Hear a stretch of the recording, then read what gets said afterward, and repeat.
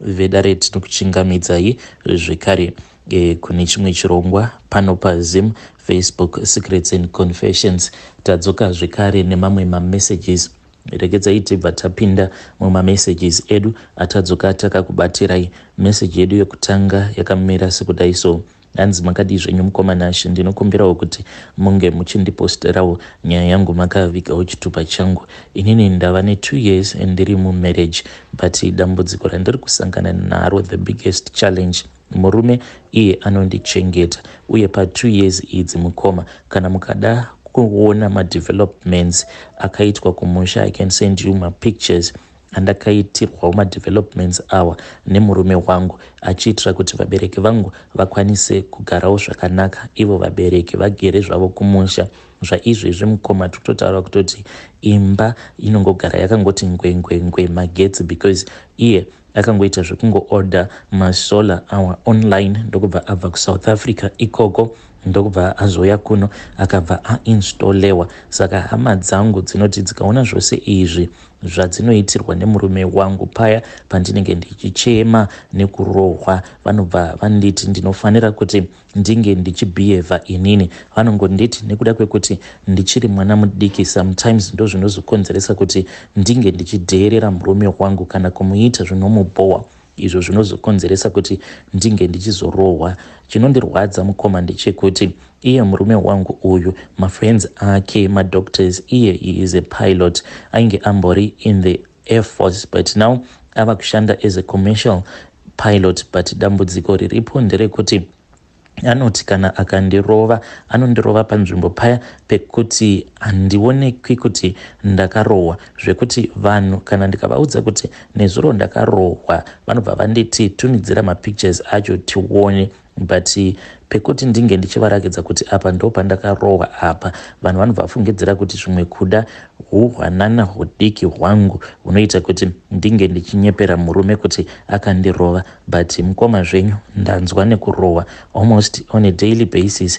Ndinokwanisa kungoroverwa kuti ndanonoka kumupa mvura, munhu obva atanga kutondirova, ende anondirova pamapressure points pekuti haumbofi wakaonekwa kuti warohwa. Saka ndava kutya kuti zvimwe kuda zvinhu izvi zvaanondiita zvichazondipa ma-internal injuries, ndikazongotanga kurwara in the future kana kutofa chaiko. Ndinokumbirawo kuti mundibatsirewo, ndoita sei kuti ndinge ndichimusungisa, handikwanise kuti ndimusungise nekuti paari ndo pari kutobvawo chiraramo, paari ndo pari kutoraramirawo vabereki vangu. Please assist me nema-advices. Ndini ndiri wrong here? Ndoita sei kuti ndinge ndichimufadza? Uye chimwe zvekare ndechekuti munhu uya ane shanje, handizivi kuti why achindiitira shanje dzakadaro, because ndinotongoziva kutongoti kana asipo pamba inini ndinozotongoblemewa ndichinzi maybe wasara uchipinza zvikomba. Kana akangoona vanhu vanenge vakaposta nyaya dzevanhu vanochitana, anobva atonditi uri kuonaka, imimi ndimi vamwe vanokwanisa vachitotichita, isusu tiri busy tichiti tiri kukushandirai, makangogara pamba. Zvino ndakabva ndati kana muchiona sekunge ndinokuchitai ndichikushandisai, madii manditendedza ndaenda kubasa.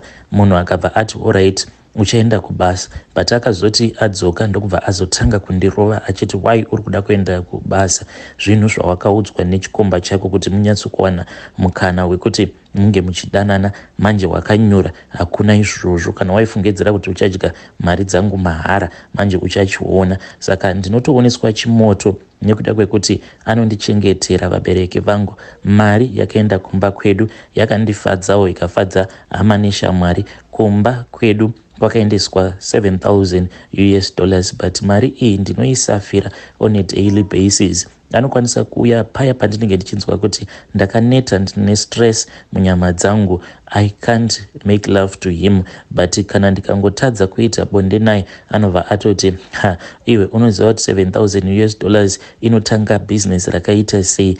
But ndikada kungoresponsawo kuti ndinge ndichimuudzawo zvandinenge ndichifungawo mumwoyo mangu kuti $7,000 iyoyo yamakaendesa kumba kwamwana uyu wandakakuzvarirai, you mean kuti mwana uyu he is worth less than $7,000, but I cannot tell him that because ndinoziva kuti inini ndikangogara ndamupindura ndinobva ndatorohwa, ndinenge ndava kutotsvaka kuti ndinge ndichizviroverwa. Nguva zhinji zvaanondiita iye ndezvekudai, anoti paya pandinenge ndichinzi ndamutadzira anobva andidana mukoma, ndinodanwa sekunge mwana, obva anditi uya kuno, ndobva ndazoenda kubedroom kuya uko kwaanenge ari. Ane chimwe chistool chake icho chaanofarira kugara apo paanenge achindirova.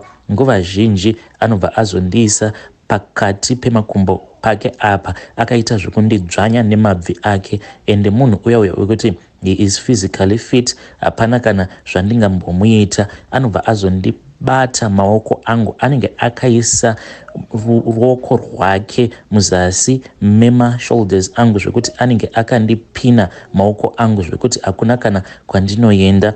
Apa anenge aine belt iro raanosunga, raanowanzokuenda naro kujim, raanosunga maoko make omu. Saka belt iri anoti kana achikurova naro rinenge richirwadza zvekuti unonyatsokunzwa kuti pakadzika munyama uri kurwadziwa. But chinonetsa ndechekuti kunyange ukaudza vanhu kuti nezuro ndakarohwa, kunyange munhu ukamuti ndakarohwa apa, panenge pasina kana saini, ndinoita iya inonzi torture. Mazuva ekutanga mukoma aitora chimwe chidhishi so obva achizadza nemvura, obva aipota achindiisa musoro mangu, obva anyika musoro wangu mumvura. Paya pandinenge ndava kugwina sekunge munhu ava kuda kufa, ndopa aibva azondiburitsa mumvura muya, ndobva ndafema. Ndaingofema kana ka1 kana ka2, obva andinyika zvekare mumusoro mumvura, achinditi ari kundipa punishment nekuti ndainge ndatadza kumupindura.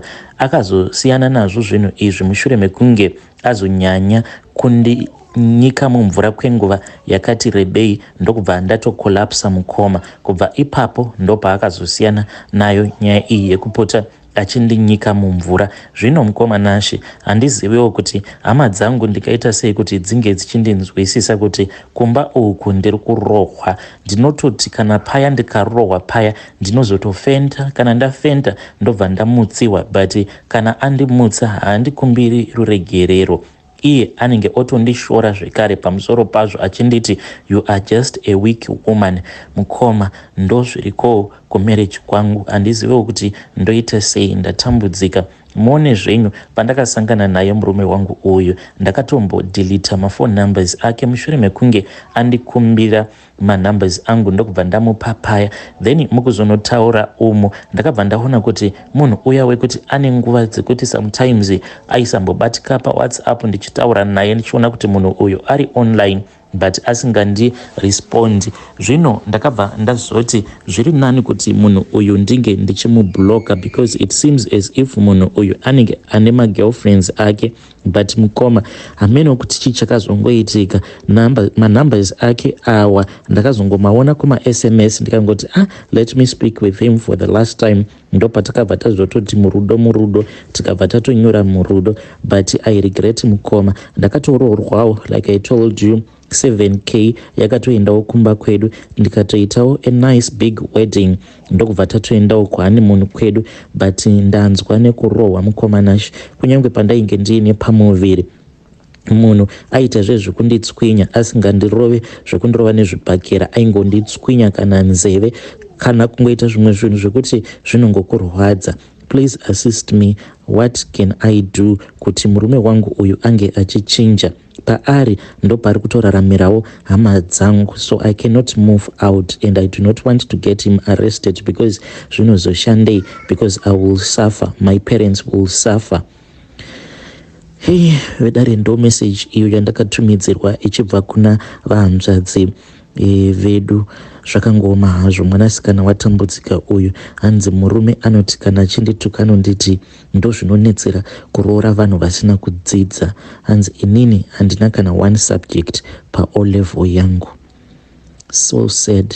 Ko kana waona kuti munhu wako wari kuda kutora uyu haanawo kudzidza, haana kupasa O level yake, kokumuupgradeawo than kuti ungoramba ungotuka munhu uchimuti uri zidofo, uri zislow learner. Hanzi kunyange pandakadzidziswa laptop ndaitukwa ndichinzi zislow learner remunhu. Hey, so sad.